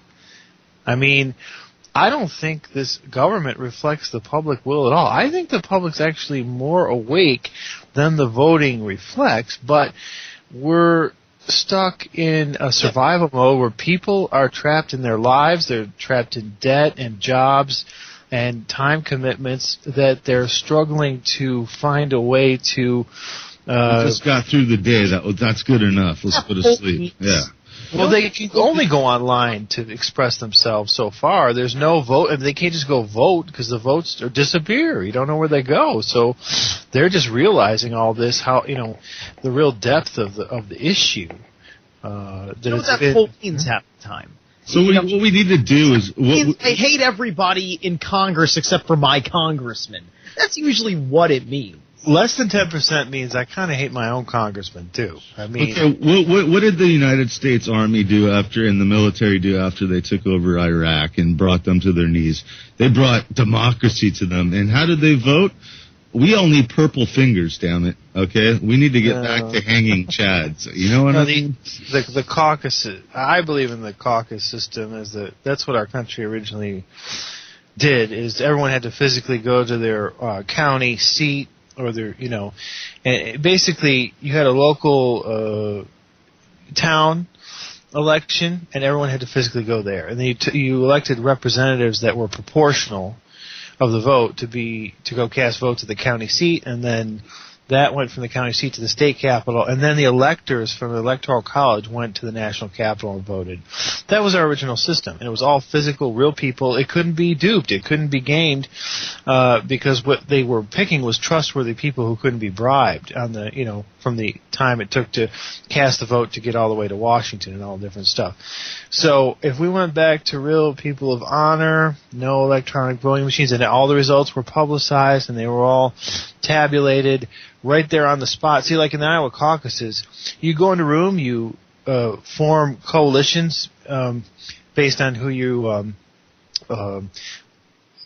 are backing, which party, which candidate, and then you go through a voting progression until you go through like maybe 3 votes or something, and then finally organized into blocks, and then it's proportional representation. So if you got 100 people, and let's say 50 of them back Democrat, 30 back a Republican, 20 back a Libertarian, then it's be like 5, 3, and 1. Or as long as they don't all collude together behind the scenes. Well, no, there's no behind the scenes. You go into that room, there's press representatives are in there, it's all witnessed, and you tally everything right in front of everyone. It's written down, the results are submitted both with the representatives and through the media to how it came out, and it all gets transmitted up to the state capitol. That's where the state electors are chosen. There's no hidden boxes to protect. It's all reported as it happens. It's totally public. That's how it has to be. There's no opportunity to game anything. And you just have a national holiday. There's too much money still to be thrown around because of quantitative easing and all this bailout funding and all this. All the little guys that have a good intent, that have honor still in their soul and spirit, they're going to get stomped on. Like every man almost has a price, right? Well, of course, but I'm telling you how it was. Yeah. This is the why. This is the. Well, what do we do now? I don't care anymore how it was. We need to fix it. Well, that's how we do now. We go back to that because how do we get there? People don't even know it existed. They want. Do you understand that they've put the meme out here that the Electoral College is evil and needs to be disbanded? That's the last remnant of our old system that had integrity. So the locals go to the local sheriff and put demands. Like you either start putting demands upon your superiors or your federal money that you get. Well, they're not going to turn down their money though. Their income is their income. And that's how their blood works, right? That's how are you going to do it? I mean, if you started locally, it's you're not going to be able to have people cut off their blood supply, which is money. Well, the reason that you've got officials who accept all this money is because people believe the money is actually being used for a good cause to help the community in some way. If they knew the money was just going into their pocket... We got to empty the grocery store shelves or hope for a big tornado or something, and then people might wake the heck up. No, I think they are slowly waking up, but people still don't have all the information. That's what we're doing here. Like you weren't aware of the system I just spoke about, our voting system, and people are still waking up to that. I mean, the natural inclination is, hey, we got to get out and vote, because the sad thing is that most of the American public got so apathetic, a lot of them weren't even voting. Now, I don't totally blame them, because the votes, again, the system is rigged. Mm-hmm. And even if they didn't realize that, I think they kind of spiritually sensed that. It seemed because the results weren't being reflected in what people really wanted. Let me put it one way, dude guy. Back in when it was Ron Paul running in 2004, Ron Paul dropped out, right? And he promoted Chuck Baldwin, right? He said, write him in, write Chuck Baldwin in. Which was suspicious. Well, you know what? Me. I wrote Chuck Baldwin in, and I got to meet secret agents of the military and intelligence. They honed in on me like eagles on a prey, right? And I was investigated. They were my neighbors. Okay, I became a targeted terrorist because of that. Oh yeah, well, you know what happened to me when I wrote in Cynthia McKinney? What happened? Oh, I mean, I've had conversations. I tend to meet people out of the blue and stuff like that. So how did they know that you wrote in those guys? Because voting's an anonymous thing. It's That's just what like, you think. Are you serious, Steve? Come on, they show your look. You show an ID. To them when you go to vote, but you know that's just to make sure that you're from your own district or whatever, and then like are those ballots have a number? They have an ID number down on the ballot, like a barcode. My ballot. This is how I vote. Think healthcare.gov and what that turned out to be, right? That website. It ended up being a huge data mining thing. Answer my question. How did they know it was you? Is your name on the top of the ballot, as in this was your voting ballot? What happens is you go and show your ID when you check in to vote. Sure. Okay? They cross you off a list. Now, on that list, there's no number. There's no voting number, but there really is a voting number that you have. Uh-huh. Okay? And it's related to your Social Security number. Okay, and is that number on the ballot? It's in your there's like a barcode on that ballot that I think refers to it. So they just end up matching it all up. They know they have all the information they want on you. See, that would be your state's election laws or whatever. You got to go to your register of voters and petition to change that. You see, they don't even say that the optical scanning machines and stuff like that record everything. Everybody's vote. It's everything. OCR, optical character recognition.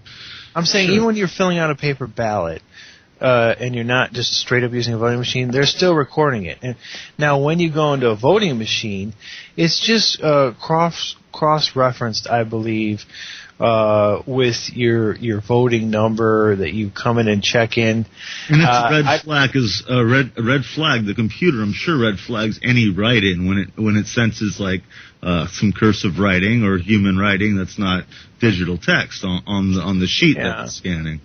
Yeah, there could be a more direct or subtle system. I don't know. When you're just straight up using a voting machine, they supposedly you're not submitting a ballot that has some number on it, but and so you're like going and pick whatever machine is available and stuff like that.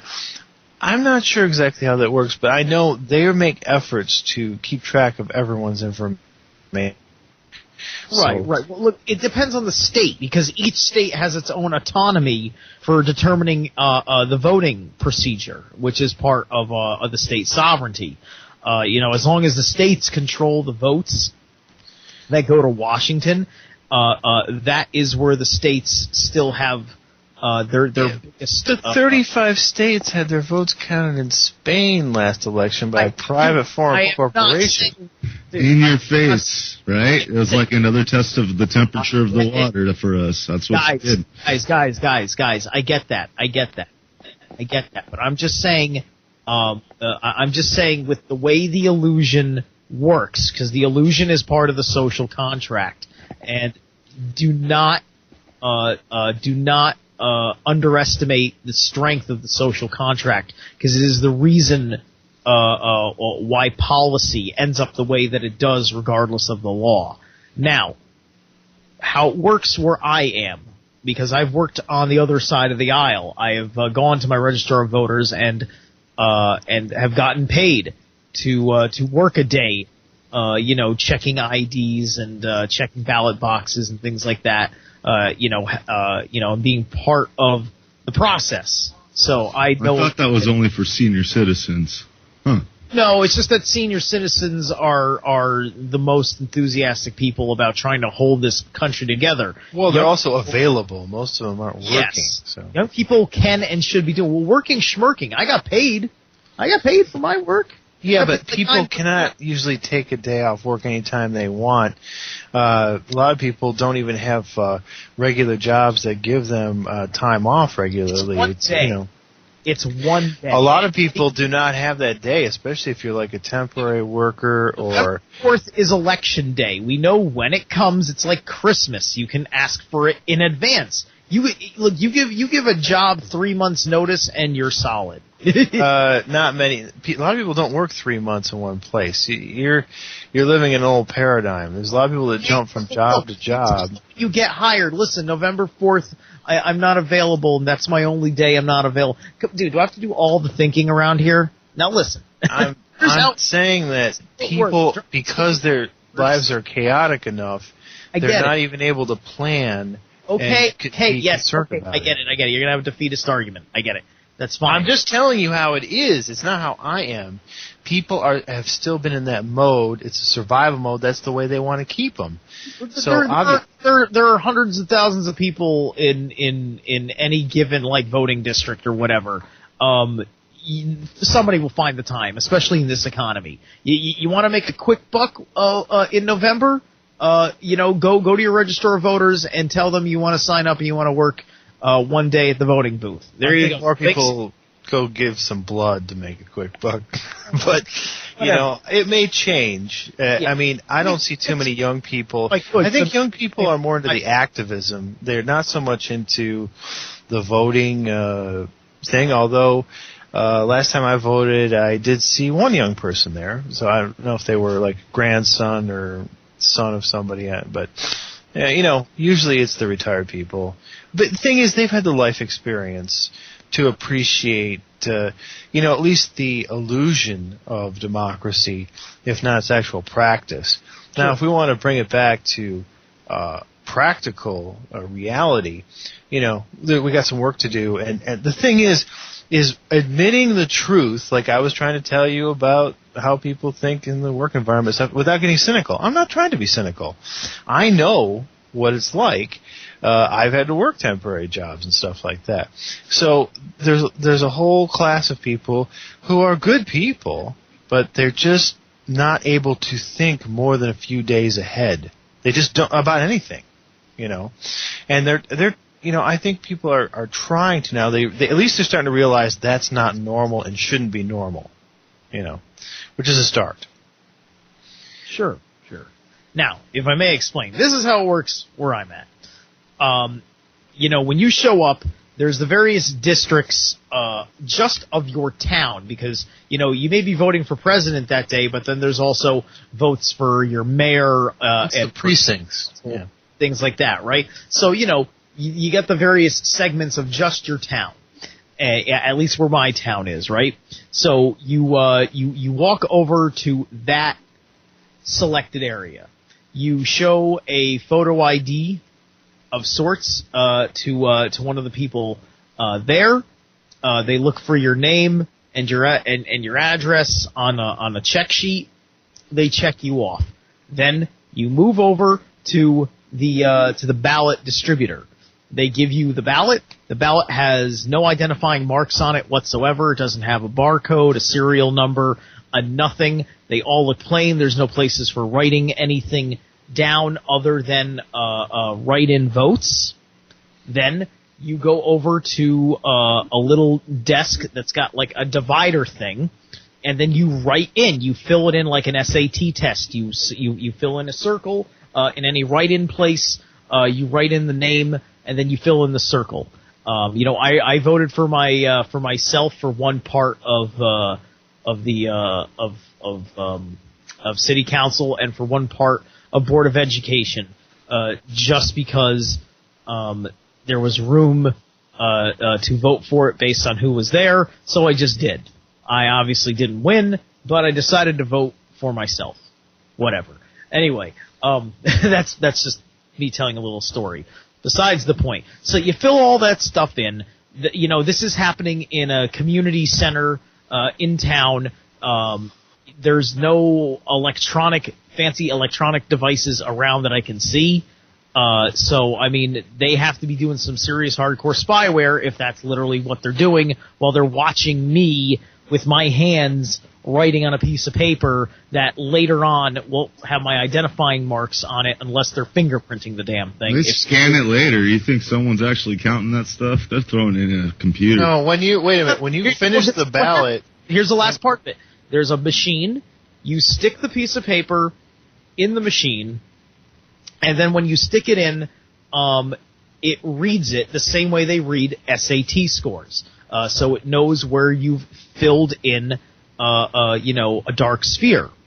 And then there's then that machine you can press a button at the end of the day, and it'll give you the totals for everybody that voted, that was inputted into that machine, and therefore you get all the totals for that district. That's great, but that's the optical scanner I'm talking about. Ballot to double check it on paper. Yeah, you've heard. I hope you've heard that. I mean, not everything you might see on the ballot could be visible. Also, there could be some type of metal strip or something in it. Also, like in my optical scan, they actually put your ballot in a privacy folder when you come out of marking your ballot. And the privacy folder has a barcode on it. So, that which you then hand to an attendant who feeds it into the machine. You don't feed it in yourself, because they don't want people getting it stuck. It's kind of like a copy machine. You're feeding it in. So, I have the same system. There's various things that can happen when you go enter any information in a machine. It's part of a wireless network.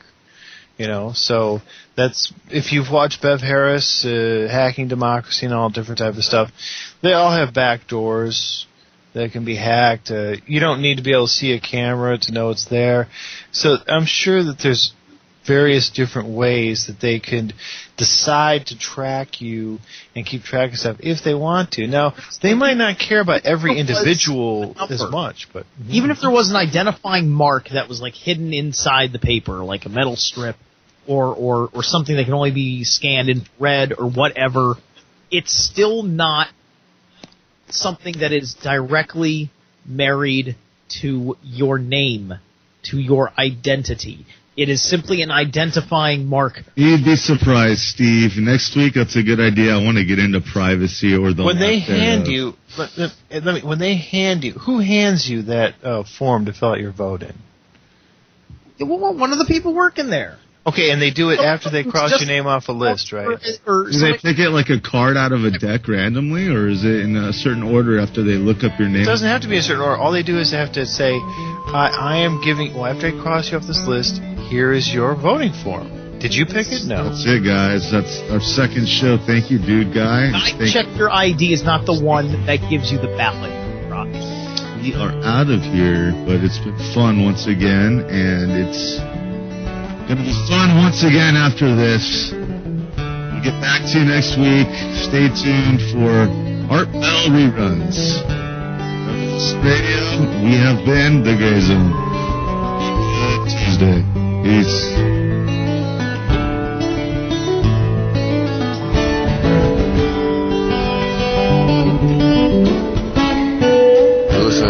Revolution Radio at freedomslips.com. And we'll be right back after this message.